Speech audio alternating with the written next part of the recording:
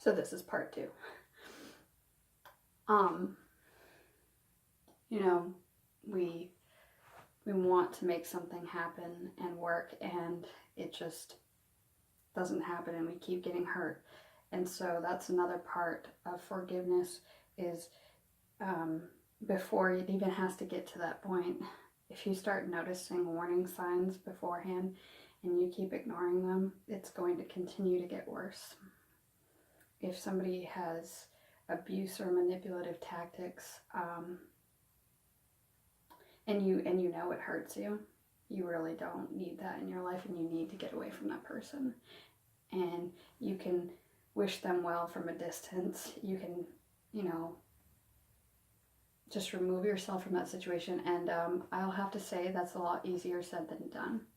When I got into the situation that caused me to have somebody to attempt to murder me, I was in way over my head at that point in time. I let somebody keep coming back into my life, and all it did was harm me.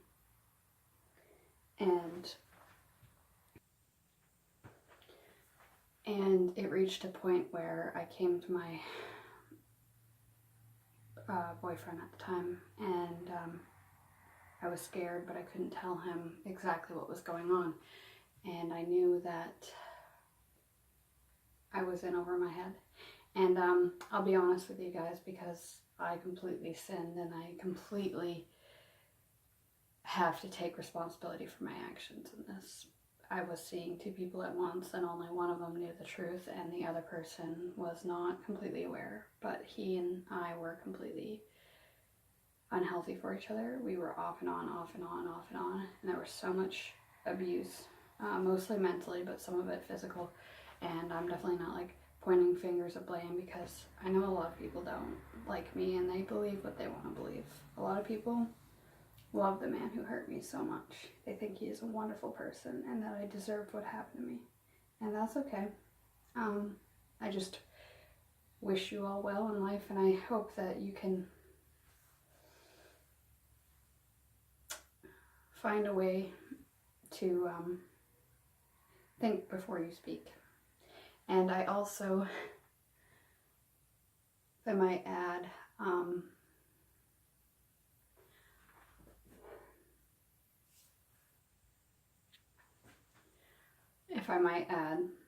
I pray that nothing ever happens to you bad in your life. Because, in this world, when bad things happen to people, like when it initially happens, a lot of people will say, I'm so sorry that happened to you. But a lot of people will also make up their opinion and be really nasty towards you. And the best thing you can do is block it out of your life, and or find a way to forgive people. And you don't have to directly go to anyone and say, I forgive you for being so nasty to me, because a lot of those people will just in return be even more nasty towards you. A lot of the people that are online, it's easy for them to hide behind their computer screens and write really nasty, horrific comments because of the First Amendment, which I'm not hating on freedom of speech, because obviously it's my freedom of speech to make these videos and be hated on. But I really think it's also important for some people. We heal different than others. And so this was the best way for me to get on with it, because I don't really have anyone that I can talk to. And so I'm just going to put it out there to the world. Oversharing is my gift. But forgiveness has probably been the biggest part.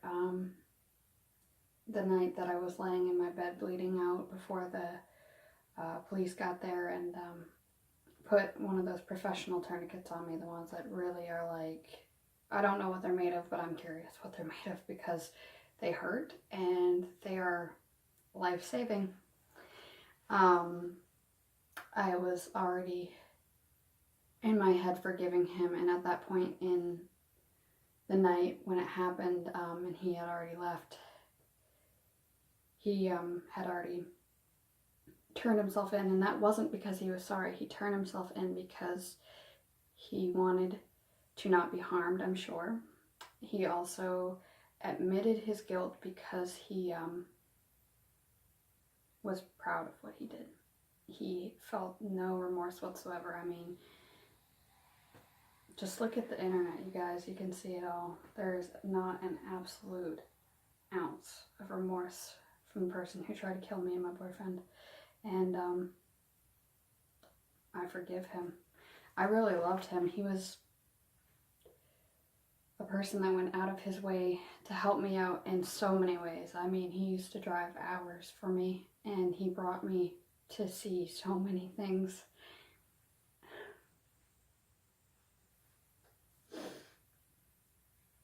He took me away from my agoraphobia. He actually reunited me with all 3 of my children for last Christmas. He did so many amazing things with me. But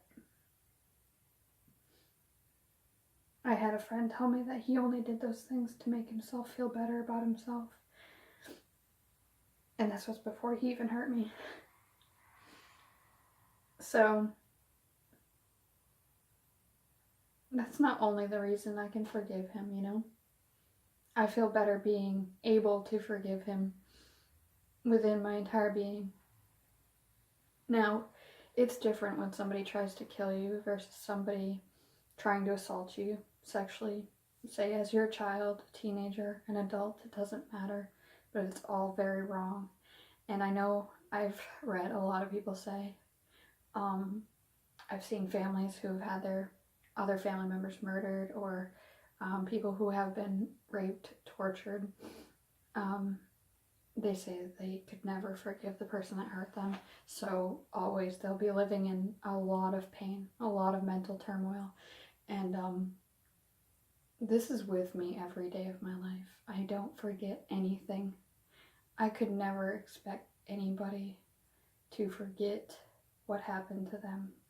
Our brains don't work like that unless you have amnesia or you get encephalitis, something crazy happens to your brain. You're not going to forget what happened to you. And unfortunately for some of us, we develop a romanticizing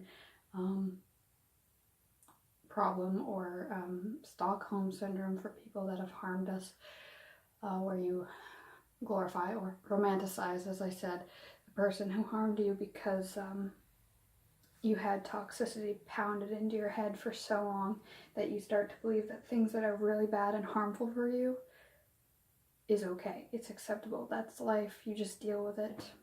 That's what you deserve. And it's not true.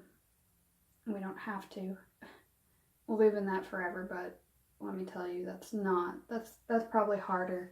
That's the harder part than just being able to say, I forgive you, and really feel it within you.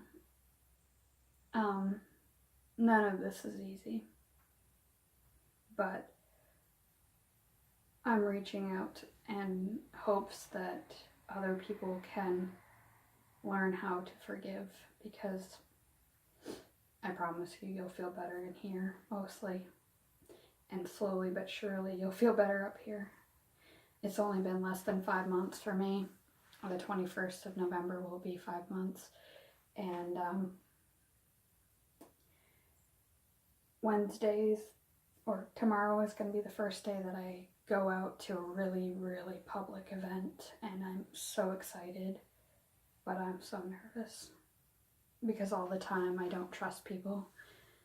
I always think someone's going to harm me, and at this time in my life, I feel like I'm not going to be shot in the arm again. I'm going to be shot in the head, and it's going to be one and done. I'm going to die. That's absolutely horrifying, and I live with that every day of my life. But I have some really, really powerful things in my life that are helping me out in my life, and forgiveness was the start of it. Thank you for taking the time to listen. I know I repeat myself a lot, but it is really crucial for me to be able to do this. Thank you.